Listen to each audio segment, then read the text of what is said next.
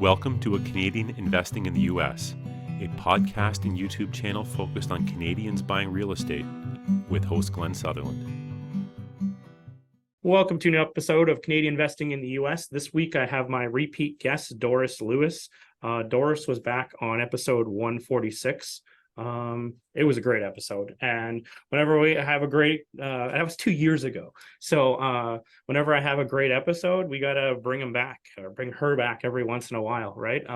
So we'll probably see Doris every couple of years anyway. But anyway, Doris, thank you for coming back on the show. Well, you're very welcome, and I'm flattered to hear it was a great episode. I mean, for both of us. But what make it great for you? What was it about the episode? Oh, you're gonna put me on the spot. Well, of course. I think I haven't listened to that episode in a long time, but from what I remember, it was like a lot of lessons, and it was a lot of takeaways, and I think that's one of the big, like, the episodes that have the most views and the most interest are ones where there's mistakes that have happened, there's learning lessons that have happened, there's a takeaway from it, more than someone putting their chest out and I bought this much big stuff, right? And people don't relate to that, so I think it's the story and the lessons that come with the story. Yeah. So it was real life, practical. Yes. The lesson learned from personal experience, and I think some perspective that would help the viewer, perhaps can relate and hopefully use it to improve their life and make better choices in their investment in life. Yep, totally agree. Those are my favorite ones. Those are the ones that get re-listened to, because on all honesty, some of them I record them and we edit them quickly, and then I never listen to them again. And then there's those ones that you go back and listen to them every once in a while, right? I recall from that episode, you forward me an email from a listener or a viewer that said from watching that episode gave her some inspiration, or I guess give her the to get moving with her life. That was what I recall. So we succeed. We accomplished our mission, right? Yeah. Well, even one of the reasons we're recording this is we were talking like 2 weeks ago. Was it a week ago? 2 weeks ago? Anyway, we did the other Zoom call. And I don't know, just if you've never talked to Doris on the phone or talked to her like on a Zoom or something, every time it's awesome. Like, if it wasn't for Doris, just to give her some shout outs, the coaching program wouldn't be what it is, honestly. I still remember I was sitting in a Princess Auto parking lot like years ago, and I was chit-chatting with you. This is before you did the other podcast. And when we I don't know how we met each other online and we're talking, but that's how the whole thing came about, right? So there's a lot of powerful conversations I've had with Doris over the last few years. So anyway, Doris, well, before I completely give you all my praises, but well, let's go into our topic this week. What are we talking about? I would say this is our call check-in on the journey. Yeah. and the journey has twofold. First journey is you as an investor. Yeah. And then the second piece that folding into that is you as a person. Yeah. Because how we invest, which is where we put our hard-earned money, time, and energy, is going to reflect who we are, what we're doing, the choices that we make. And for me, it's always useful to take time to pause and reflecting and see the things that I did that I enjoy, the things that I did that I failed, and both what could I learn from it and how do I move forward with what I know now. So from a check-in perspective, let me turn the table a little bit and asking you, for the past 2 years since we talked, what are the things that you have changed that delight you, that you see in your business? Ooh, you're gonna put me on the spot. Okay. Things that delight me. What I enjoy is I honestly work twice as hard as I used to work when I had a job. But and people like, you have all these days off. No, I work really hard when I work hard. Like if anyone actually came over to my house and watched me work, I work really hard when I work. And it's all about, to do that, to create time. But because I have control of my time, on Wednesday, I went to the talent show at my kid's school. I can go do things. I can take a Monday off and go to the zoo. I can take a Tuesday off and, whatever. I'm scheduling like this, even recording this podcast, it takes time, right? Especially because I like to batch it for the summer. Which some people may not know. I don't record anything in the summer. So like right now we're recording in the second last week of June, and I'm recording this week and next week, between the 2 weeks, 10 episodes. Like that takes 10 hours of just recording time. And then on top of that, there'll be editing time. But I'm going to do that so that my kids are going to be home for the summer, right? Then I can actually be with my kids. So I don't know, did that answer the question? But it's the time freedom. It's you work hard, the stress level is way up, which I think a lot of people don't realize. They think that becoming a real estate investor, it's going to be set it, forget it, do nothing, and collect the paychecks. Like that's the way, Rich Dad Poor Dad's written. It's, you create this cash flow, and it's like, it's so easy. It's not. You're constantly dealing with a lot of people. You're dealing with property managers, contractors, all kinds of people that are trying their best, but honestly still don't do what they even committed to, right? And then you're the middleman between you and the investors, and it's a stressful spot you put yourself in. Yeah. So what I hear, you answer me beautifully. Thank you. What you hear is, first you say work twice as hard. One of the myths of investing in real estate, like you said, is set it and then you forget it and you have Mai Tai on the beach. Yeah. And what I'm hearing you say is you working twice as hard. But here's the key thing. You have control of your time and able to learning to manage your time. You have choice of your priorities. And one of the things is now, because you have control of your time, then the responsibility is still on you, but you work twice as hard so that you have time to spend with your kids for the summer. Yep. So for me, it's not about being an investor so that you have passive income and people call you get the freedom. And freedom is working for the boss, working for the man or woman, and be enslaved to that. Or what I hear is, it's not that. And I think this is so important for me to get when I first started in, because I had that myth. Invest in it, get property manager, they handle everything, you don't have to do anything. Nothing further from the truth. Because it's not a passive investment in real estate. There is a state of passive investment, but you need to be clearly what that is and what fit for you, but then choose the business model that work for you. You could do the syndication of other people invest for you, but still you need to be actively researching and knowing, and who do you trust to put your hard-earned money. So back to you, I hear the strength, the thing that changes, you work twice as hard, control of your time, so you're able to manage your time to do things that you enjoy, important for you. And I'm guessing you work twice as hard, but the way you said it, you say the stress level is off. Another thing for me, the stress level is off is when you're doing things that in alignment with your values, in alignment with your priorities, in alignment with your purpose, your passion. Then the working hard is just, I need to do this, but I'm excited. So when you said it, I hear there's a high level of engagement in what you're doing. And actually, enlivened by it. Am I right? Hello, everybody. Thanks for listening to the podcast.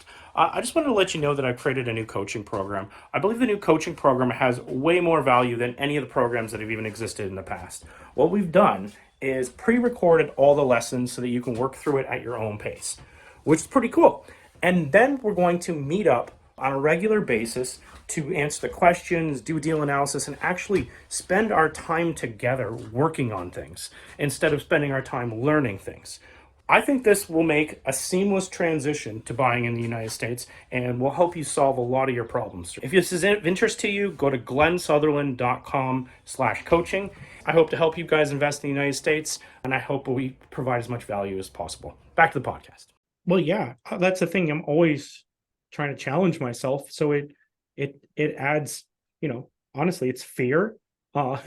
It's challenging. It's, you're constantly, your brain's growing because you're learning.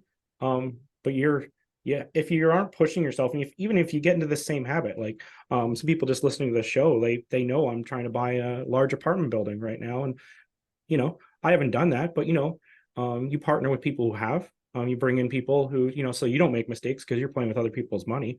But it's a whole nother beast, right? To do something like that. Like, to go back to your last point, you're talking about the passiveness that doesn't exist. Like, that's honestly the way to become passive, to actually take the stress level down, is to invest with somebody else.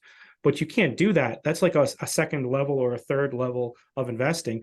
You have to do the hard work first, unless you're just happen to be rich. You have to create the wealth first before you can invest the wealth have someone else be basically your asset manager, right? So you couldn't do that because you don't have the financial resource to invest. Well, to I do. quote unquote passive. I do, but you get into this whole thing. You're like, I'm a coach. You got to put your money where your mouth is. I don't want to ever be that guy that's I'm just a coach, but I don't actually buy real estate. People go, I don't want to say, when was the last time you bought something? And I don't want to ever say a year ago. No, I want to be able to say 2 weeks ago. I want to be like, I am preaching, what I do, I don't want to be the guy that's that, right? And there's a lot of those, right? So, yeah. So you practice what you preach. I try to. Yeah. Well, that's a great point about partner up, learn from people who know how to do that and get into that investment.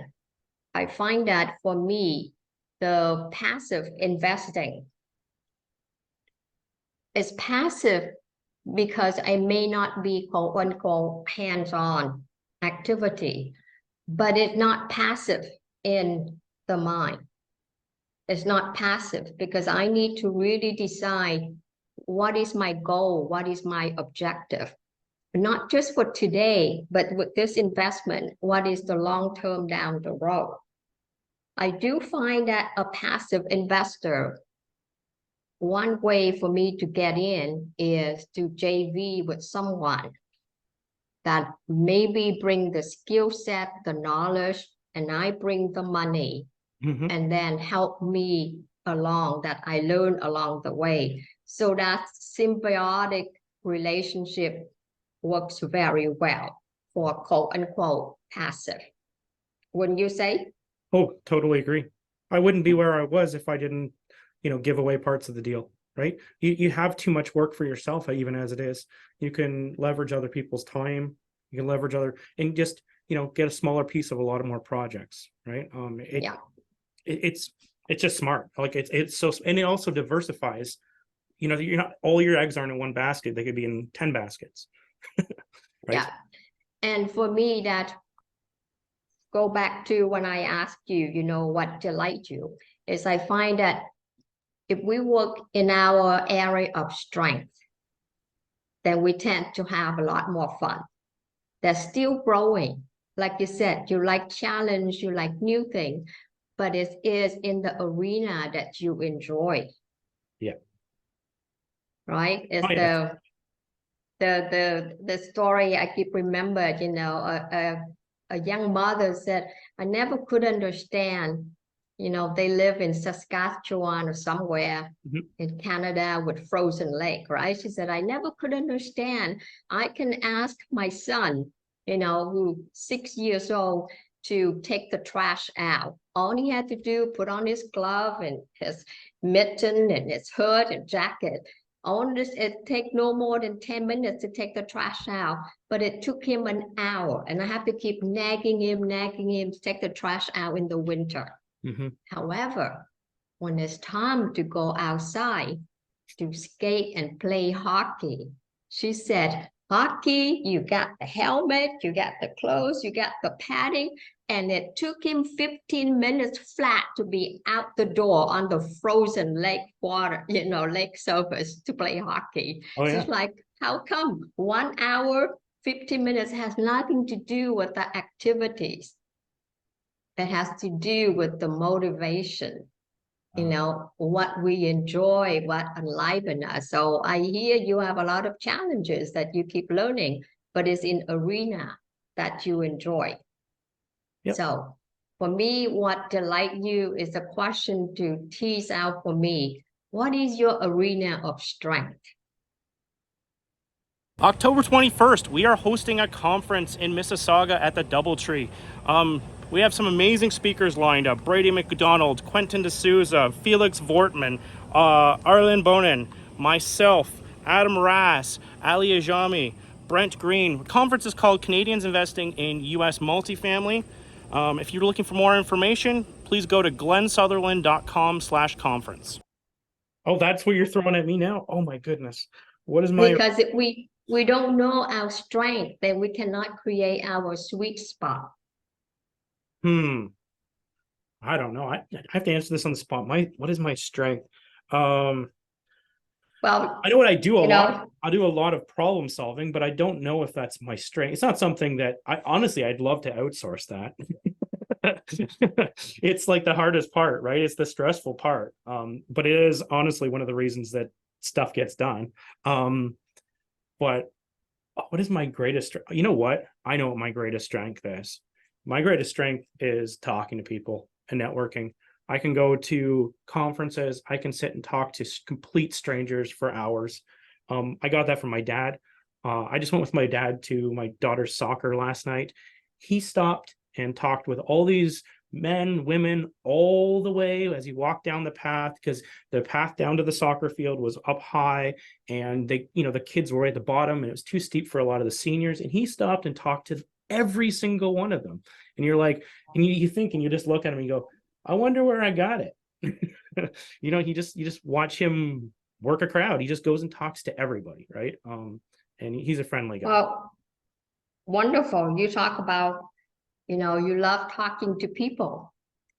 And real estate, behind all that is people, or all kind of business. I find very few business that, except you computer programmer or something, you be in your cubicle, but most of even if you're doing that business, you got to raise funds to pay for everything. So talking with people, but I hear the other pieces, real estate is really investment. You providing a service or something is always, on the other hand, it's really solving a problem. And I hear you, you have the creativity, because solving problem takes a lot of creativity to do that. Would you say there's situation that come up? Are you interested in purchasing U.S. multifamily? Evan McLeish and myself have teamed up to build a course that starts September 25th. It's going to be 12 weeks long. It's done over Zoom. Depending on the market you're working in, specifically Texas, we are going to have tons of contact information to get you all set up. For more information, please go to glensutherland.com/coaching, and you can see the details on the course. Thanks, everyone. And you know what? It doesn't matter. 5 years from now, I'm going to see stuff I've never seen before. I'm seeing stuff this year I've never seen before. And it just keeps coming out, right? So your sweet spot, people connection, creativity, in the sense of problem solving. And the other, I would say, curiosity, because you said you like to learn new things. You like to be challenged. Yeah. Because if you don't like to be challenged, you don't learn new things, you won't be able to come up with new way to solve problem.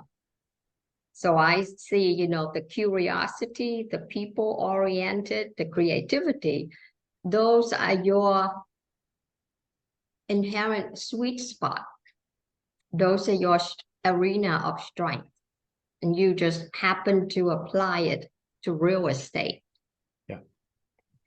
And so for you, doing the podcast is wonderful because you get to talk with people, learning about a lot of different new things. But your real estate, you solve a lot of problems, and there's practical things that you can see the result. That's another thing you like, is you like result. You want to see things happen. Yeah. Well, you have to. All right. No, like you have to. You need results. People aren't going to keep working with you if there's no results. Okay, so that's the delight. Let's go to the opposite, the other D. What distress you? What distress you? What depress you? Confrontations. I hate them. I hate having to be the boss sometimes. I hate having to lay down the law with the contractors. I would just love them to just do what they say they're gonna do. I hate it. It works me up beforehand. It works me up afterwards. Just dealing trades, property managers, people. I love them as well, but there's the confrontation part when things when they're not performing what they're supposed to do. I hate it. I hate it. I call that those are the hard conversation. Yeah. And unfortunately, they do happen. It's a people business, like we were just talking. There's so many people. That's all you're doing is you're talking to, to make something work. You're talking to 10 people to do a single project, right? It's a lot of people. So what helped you to reduce or mitigate some of that? Sounding like we can't avoid it. We need to work with people, and you like people, except when they not fulfill their commitment, their agreement, and you have to have conversation with them. What do you do? How to help mitigate that kind of stress for you? So I think a lot of it is, I don't know how to word this correctly, but being organized and documented, so that when you're responding to these things not going well, it's not you just pointing the finger or being accusing them of anything, right? Instead, you can read back the notes from before, and that's honestly how I like to do it.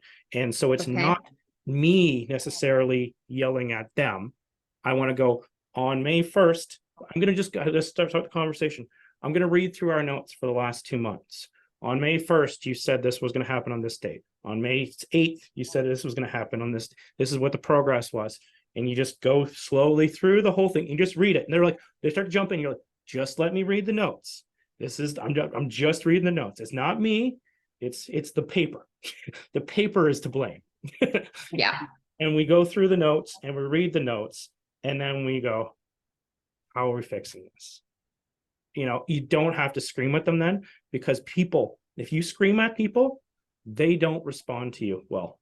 They just get they'll get back on their hunches and they'll defend themselves. And that's not what you want. What you want is a solution. You don't want them to defend themselves. And that's why I kind of glazed over that. I never actually worded it like that on the podcast. But honestly, a lot of times I say, I don't yell at anyone. I never yell at anyone. People are like, how do you get shit done? Sorry, but how do you get stuff done, right? And that's how I do it. Is you're organized. You have all the paperwork. You have the notes. You have receipts if you need them, and you just tell the story. Like that's how a lawyer would do it. They're not going to point. They're going to go through the facts, and then how are we going to solve this? And I think it's still. I wonder how many people get a lot out of that segment. Because we all love people when we get along, but when it's hard conversation, and this can apply to anyone and any situation, even with your children. Yeah. So it really is for me, when we are people person, we are people oriented. We tend, speak for myself, I'm not crazy about doing paperwork or agreement and that sort of thing. But that, if we see it in another light, this is the leverage that if we document, and it's really about being clear communication. And clear communication has to do with have clear agreement, accountability, what needs to be done by when, and have that agree up front. So then we can go back and review that. And I love how you have that, just very factual. This is what we said we do, and didn't happen or did happen. And people would get defensive. And what I heard you is, you did not take offense, and you didn't, it was not about offending the person, but it was looking at very objectively. Here's the list of things that did or did not get done. And the end, I love this. And this could be the thing that, you know, make or break thing is, how do we fix this? So it's not like you didn't do this and you that and that, you know, and starting any kind, go down that path. It would just, here's the thing, this didn't happen, this just happened. How do we fix this? And that's wonderful. Now is a more of a collaborative. Let's see what can we do to fix this, to bring it up to where we want it to be. So now, instead of adversary, you invite the person to be in that collaborative mode with you. Let's solve this problem. And I think everyone wants that. Yep. And the thing is too, when they know they screwed up, they know how the conversation is going to go, right? It's doing the same thing over and over again, because then they're not freaking out before the call. Because it goes on both sides. They'd be freaking out. They're like, he's going to yell at us. This is, you know, this whole thing could get terminated. We might get fired today. Like, yeah, no, I find that the yelling is the person so frustrated and they didn't know how to, you know, handle that. And we get frustrated and we spew it out people, but it's inadvertently, it's very counterproductive for both. So how that works for you? Have you had situation that you have a hard conversation with someone, and how that's turned out in the long term for you? Well, it works sometimes. Like anything, sometimes people, they know the system now, and they know that, you know, you're not going to scream at them. So some people will try to take advantage of it, right? So it works. And sometimes you still have to fire people, right? Yeah. Yeah. So the people that you have to fire, let go, that's, you know, very clearly. Because I find sometimes with people person, we really hate to hurt people feeling. Yeah. So firing someone is like the last thing we ever do. However, this helped to become very clear, I would imagine, for yourself, that this person is not up to par, that I cannot, you know, maybe a nice person, but as far as competency of accomplishing the task, this person does not deliver. So keeping that person harm your project, doesn't help your project. But also, I would say I have talked to people that said, you know, I got fired from that job and it was the best thing for me. I shouldn't have been in that job in the first place. And I was just hanging on to it. And when I lost that job, I had to go look for something else. Fortunately, I find something else that better fit. And a lot of time in life, we don't know what our yes is, but we know a lot of no, until we have these failures to inform us on what our strength, on what our arena that we best at. Yep. I agree.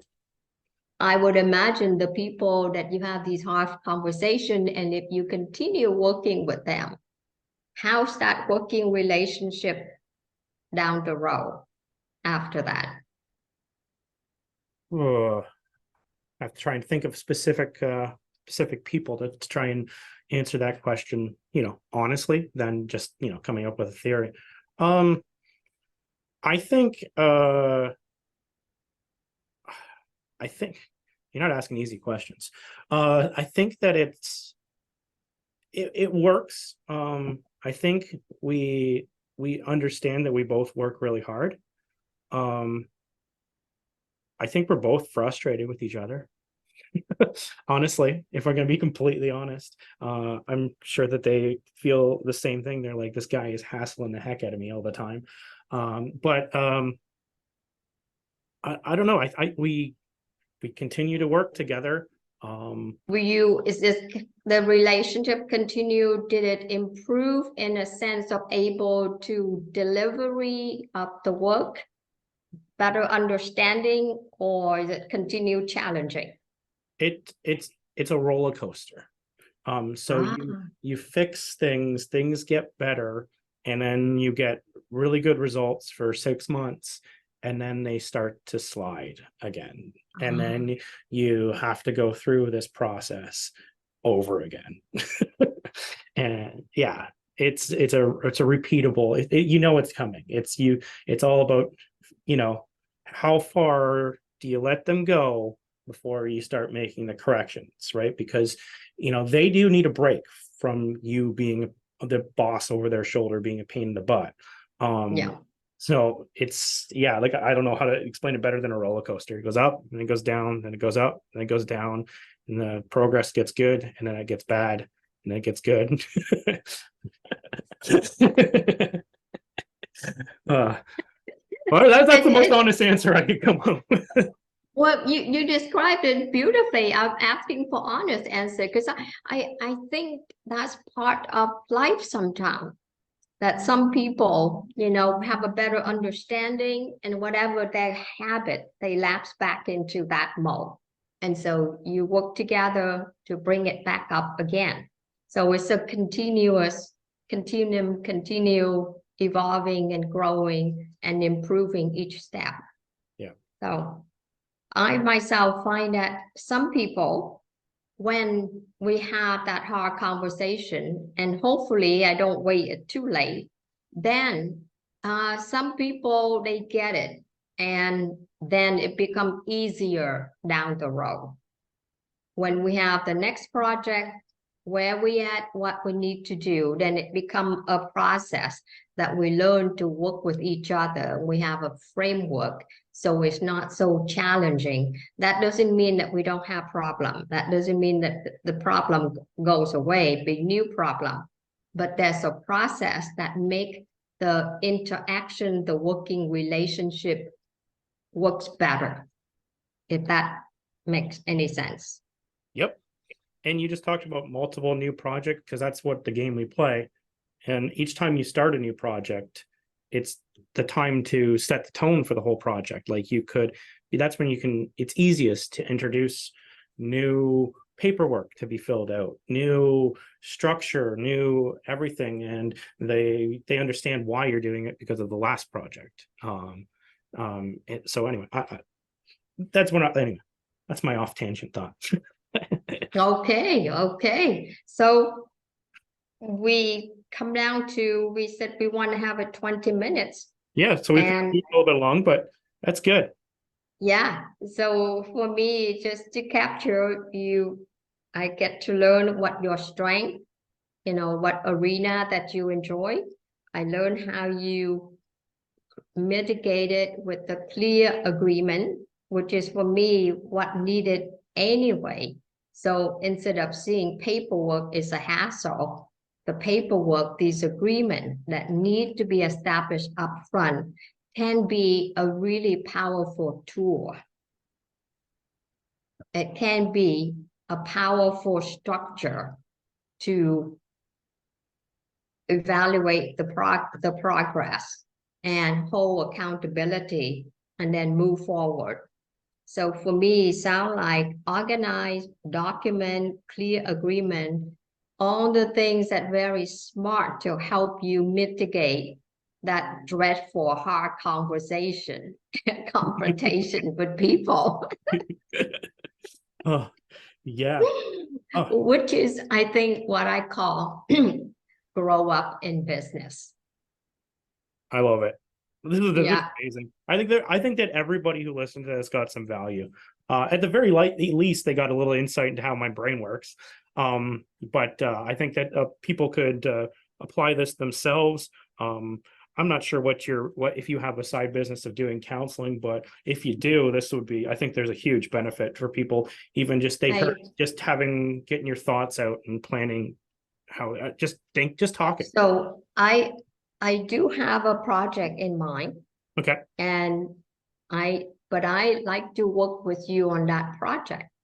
Okay. So for me, imagine that there's a group of investors.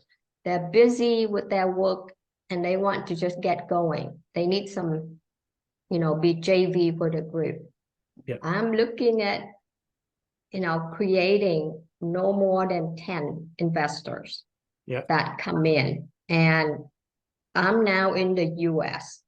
So I'm looking at what could we create, like a micro, if you will, family office that friends pulling resources together, nothing big that we have to violate SEC, that kind of thing. We're not looking at, but people like-minded and with you, but we go through part of their service to identify their strength and their arena and help them get on this journey of investing, but also developing who they are. Okay. We'll talk more. We'll put something up so people who are interested can go find it, and we'll have something up by the time this airs. Okay. So because of that, sound like something you like to do. Yeah. Cool. Well, Doris, if people wanted to get a hold of you, they could go to glennsutherland.com/Doris, or how else, or is there other ways that you'd like to be reached as well? My email, they can connect me. I'm going to put my email right now so they can connect with me. Okay, I can put that in the show notes, and then they can find it that way. But I see you're typing it out. Some people are going to have it's going to be too blind, or they're listening to this. More people listening. Yes. So doristrinhlewis@gmail.com. But put that on the show note, or I say create that web page and let me know when you ready to chat next. So we kind of flush this out. But what I love is we're using investment, but it's a vehicle for personal development, because it's really, you cannot separate the two over the long run. And the reason I'm asking you, because you already see the result of that. Yeah, and that's honestly what my course is missing, right? Doris did take my course as well, but it's all, my course is meat. It's just how to for 12 weeks or close to 20 hours. It's all how to, and it doesn't have any of the mental parts to it. It's all meat, and that's what it's missing. Honestly, that's what it's missing, because a lot of people, you talk to them after they're done, and it's a fear that's left. That they know how to do it all now, and it's just a fear step that's left. Yeah. Doris, thank you for coming on the show. I really appreciate it. Sure, we'll have some people reach out to you through one way or the other. But like always, it's always a great chat whenever I talk to you. Okay, my friend. So text me. Well, we will schedule the time to talk more. That was a nice video. Bye.